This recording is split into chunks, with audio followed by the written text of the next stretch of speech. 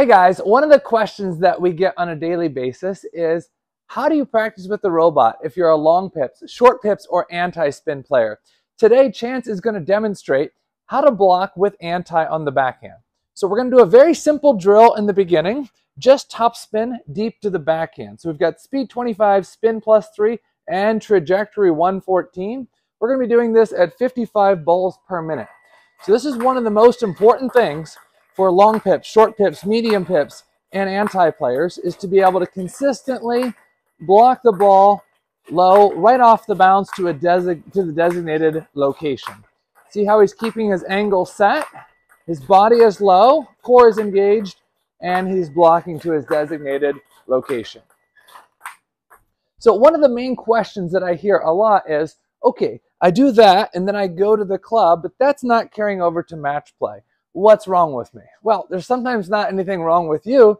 Sometimes it's a matter of taking the step up to another level. So, for example, if they looped you here in games, maybe you're good, but maybe they looped you here or here, maybe you struggle. So we're going to add some footwork. It's going to be one to the backhand, one to the middle, one to the backhand, one to the middle. This is a very natural step up from the second drill. So all we do is hit this, then we hit the clone button, drag it right there, and then we've got one to the backhand, one to the middle. Showtime. Backhand, middle, backhand, middle.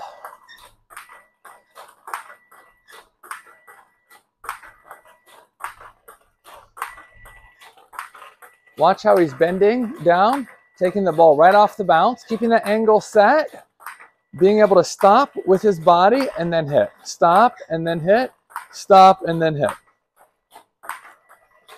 Now, if you wanted a more advanced version of it, you could hit scatter, which gives you more of a range, or you could hit random, meaning it's going to go there or there. That's a more advanced version of the exact same drill. So a lot of blockers realize that they need to practice this one. A lot of blockers realize they have to practice this one, which is good. But there's a third dimension that I really need to mention, and that is the depth difference. So sometimes your opponent is going to loop and it's going to go a little bit shorter. Sometimes it's going to go a little bit deeper. So show us what the positioning would look like for the deep one, and then the short one, and then the deep one, and then the short one.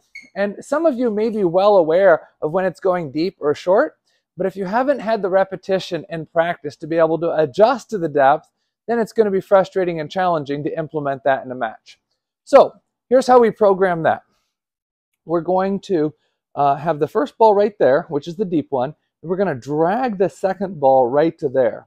We're going to keep the same trajectory, same spin, but we're going to put the speed down to 10. Okay, so he's going to get one deep one, one short one, one deep one, one short one. We're starting with the deep one first.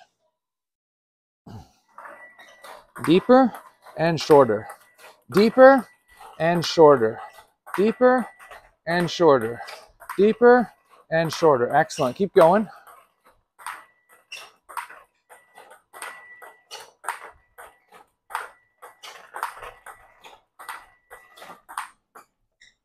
Excellent. Great demonstration.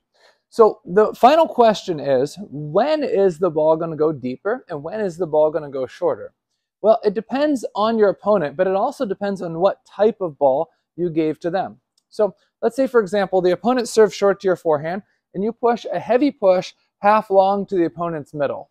The opponent is very late and he's spinning the ball up. He doesn't have a lot of forward drive. Oftentimes this ball will go shorter. Now, maybe the next point he serves short to your forehand and you play a strong flip. And he's back, he's got the positioning and timing and weight transfer, and he's driving through it. Guess what?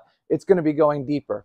So it's important to have the skill of moving in and out, but it's also important when you play matches of developing the skill to actually be able to see when the ball is going short and when the ball is going deep. The final thing I want to mention is that all the skills should be progressive. Start with the basic, get more advanced, implement random, then be willing to link it together with your forehand as well, and then try to hold on to these same concepts in match play.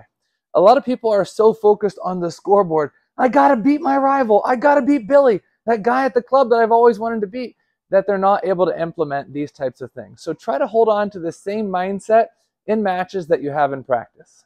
Thanks, Chance. Good work.